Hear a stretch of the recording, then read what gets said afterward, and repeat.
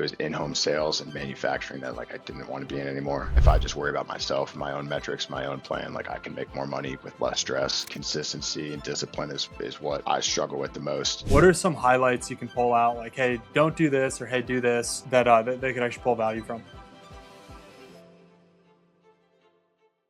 What's up, y'all? This is a client interview with Mike, who is making around 60K a year as a sales manager, busy as all get out, on the road multiple times a week, spending hours behind the dashboard, driving out to leads that weren't even qualified, making 60K a year. In just 30 days, we got him into a 120K tech sales role where now his income potential is going to triple over the next 2 years. And all it took was hard work in the right system. Enjoy. Let's go back to the beginning. I mean, first of all, I did the math from when you landed this interview to I think when you told us you accepted the offer, and you're Mhm. right at 30 days on that Yeah. timeline. And I mean, from a compensation standpoint, I think this is a big step, right? You were like around 60K before, and your OT is much higher now. Yeah.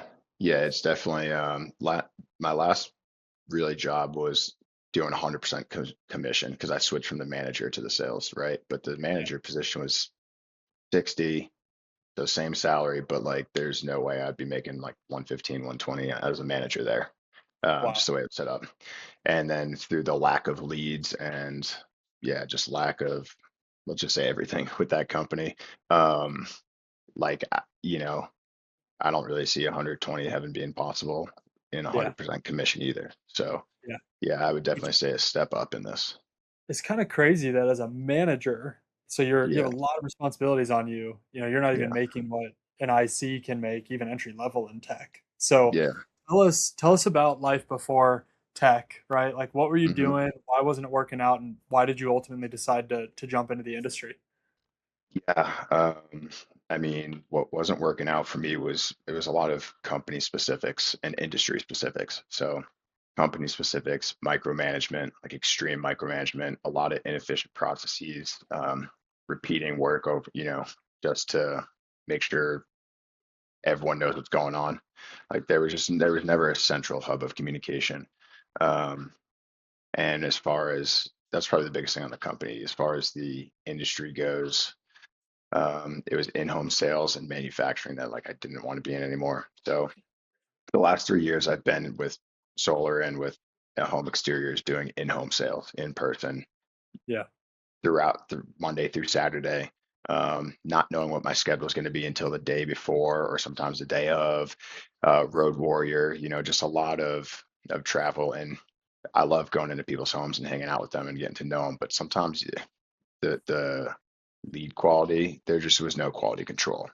Yeah. So that's fine if I call somebody. That's not fine if I drive an hour out to like the boonies and they're like, no offense, but like they're a hoarder or they just don't even they like signed up at a home show just for a gift card to somewhere. Like they have no Yeah. intention or they're just yeah, so there's no qualification. So That's and then brutal. so And many it things. might be worth it if you were making good money, but Yeah, yeah. But I mean I had made like I had got just close to 200,000 in my first year of door-to-door solar. And a lot of mm, that was because like I'd be qualifying my lead. I wouldn't go, you know, you can't control every door that's going to open. It's like a phone call, but you can control what you set and how you spend your next 2, 3 hours with somebody. yeah. We didn't have any of that here. And so, yeah, it's just wasted time, wasted money. Um, I enjoyed managing, like I enjoyed teaching people and helping them reach their goals and a lot of backtracking from what's your goal? How do we reach that? Finding our metrics to it. Um, but ultimately, I know I'm really good at that. And right now, it can make, if I just worry about myself, my own metrics, my own plan, like I can make more money with less stress and more Yeah. freedom in my time. Yeah. A big change here was, like it is in office, but it is flexible on hours. It is unlimited PTO. So, and yeah, I just have a lot better office culture here, I think Yeah. than the other one, whereas one meeting a week was our last office, our last company. And then it'd be kind of just like cheesy, fake, uplifting messages like all the time in the chat. Like I discovered this term like kind of it's like toxic positivity, like when you're not really bought in, you're just like throwing it out there, like your manager who's sending it just like, oh, this sucks, and then it's like, hey, we're saving the day to Yeah. Yeah. like you can see through that stuff. So this is really good because I see these people every day and they're all really willing to help. Yeah. You know, with the tools and platforms from our automation software to just successful openers on the call, right? On the So phone good. calls. Yeah, Yeah. man. I mean, even like I tell people look for three things. It's the product, the people, and the pay. Yep. And you're usually going to get two out of the three at a company. But when you get that people piece, it changes so much, man. Like for me, I don't care what I sell. I just want to Hmm. get paid well and I want to be around smart people that care about me and Yeah. care about the work. And even that alone, like even if you were to break even at 60K and you jumped in at 60K, it's like that alone though is such a boost. Yeah, yeah, exactly. That's exactly. It was while it may have just been well, and again, I wasn't these last 4 months, I wasn't guaranteed anything. It Yeah. was all volatile like this. So just Mhm. again, knowing that I'm getting paid to come in here and give effort, and then my effort is what gets my next tier is always good. How'd you Yeah. discover tech?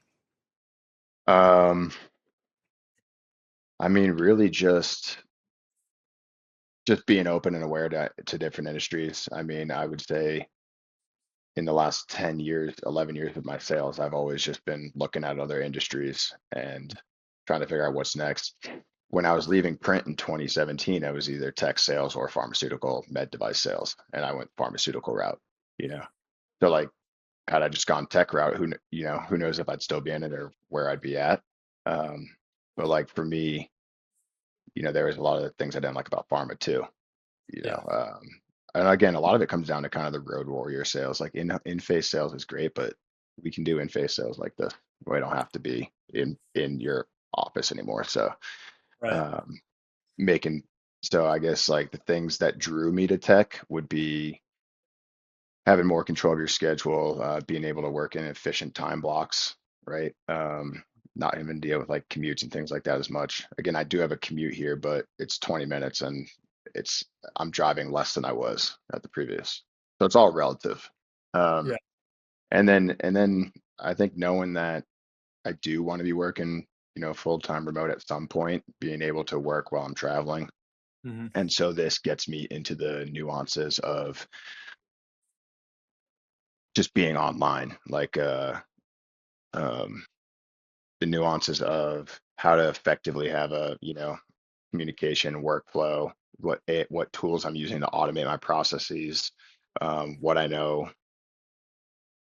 I don't work good in these environments. So if I'm traveling, I got to find a coffee shop instead of like sports bar. I don't know why the sports bar Yeah. would be, but Yeah. like for example, when we had talked like that I needed to just get out of my house to like start making progress on these because the Right. house it's just the same spot, right? That you do everything else. So I'd start to go to the different libraries, right?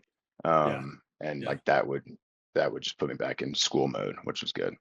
Yeah, man. Even for me now, I've been working remote for 6 years at this point. The occasional Starbucks trip or something like that, I'm Hmm. like locked in when I'm in a different environment like that. It's Yeah, it's kind of yeah, weird. for sure. Were there any yellow or red flags you were considering with tech before you decided to make the jump in? No, I mean, Yeah. no, I think the opportunity is clear. The way that the industry is growing, every business in the future is going to be online and need some type of um, tech enhancements, um, from cybersecurity to data to sales, whatever it might be, Apollo, right? Finding jobs. So there was no doubt for me that like there was literally no yellow or red flags. I also was in like a three red flag position. So I was committed to getting out, Uh-huh. regardless. Okay, so you draw that line in the sand. You're like, all right, I did med device sales. That was all right, but I'm ready for tech. Mm. Where were you at in your, I guess, job search journey? Did you jump on coaching right away? And is that how you came across us? Or had you tried yourself and run into roadblocks? What was that entry point? Yeah. Yeah. admitting to myself that I needed to put more skin in the game for self Mm. accountability. So like self accountability, consistency, and discipline is what I struggle with the most. I'm really good at making I know the plans, I know what to do, but then just sitting down and doing it. And so um, I think I was searching up some coaching. I forget how I came across you, probably on LinkedIn. Mm. And then when I was watching the first demo, or I mean the first like intro video with some shared stories. One of the shared stories was a buddy I grew up with, Jack Young. So Mm. I was like, that's crazy. That's Oh like, wait, that was a small world thing. He didn't yeah, even introduce you to that. no, no, What, dude? I yeah, love Jack. I yeah, didn't know that little detail. yeah, yeah, man. Yeah, I used to block his ass in basketball all the time. Like we literally grew up like, yeah, playing Wow, street that must have been so basketball. random for you to see, Right. a buddy on a random Hmm. guy's, video. That's crazy. Yeah. And so that's what I look for. Like I pay attention to like synchronicity in my life and when like I'm doing something good and then something or I'm doing something I'm supposed to be doing, right?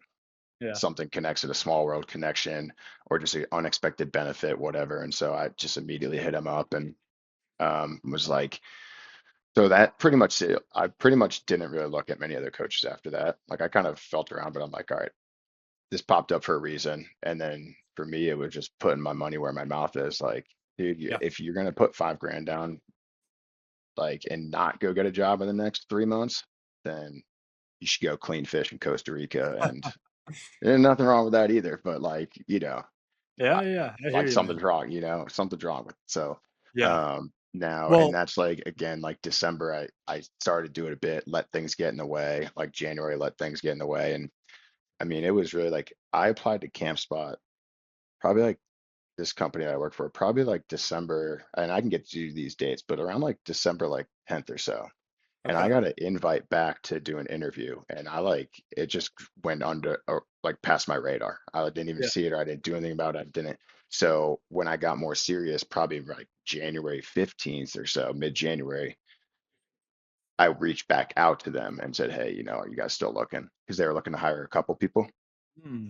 Um, so like, while it's fair to say, we met and I started in December, like I wouldn't say I really started giving effort until like mid-January, right? Yeah, man. And so That's why that I'm would using that 30-day benchmark. yeah, exactly. Exactly. Yeah. And then yeah, I mean I was accepted I took a week in between, so I accepted the offer.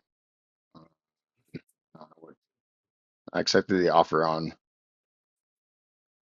Friday, February 20th. There you go. Yeah, man. And you're 2 weeks in now, just about? Yeah, week and a half, yeah. Started March Man. 2nd. So, having gone through Sword, having Mhm. been exposed to kind of everything that goes into the interview process, um, what do you think would be helpful for people that are listening? Because this is the Breaking into Tech Sales podcast, right? Like everyone Yeah, wants to, you just did. What are some highlights you can pull out? Like, hey, don't do this, or hey, do this, that they could actually pull value from. don't hesitate. That's the first thing. Don't hesitate and just start. Like for a lot of people, the hardest part is just starting. Um, and once you do that, like you're just gonna through action, through like you say, doing the job to get the job, like you're just gonna compound that. It's not like, oh, I'll level up in a couple weeks and start to get better applications like every single day, whether you put in 15 minutes or 3 hours, right? Um, and then I would say don't overload. Like, I remember I felt behind and I messaged you.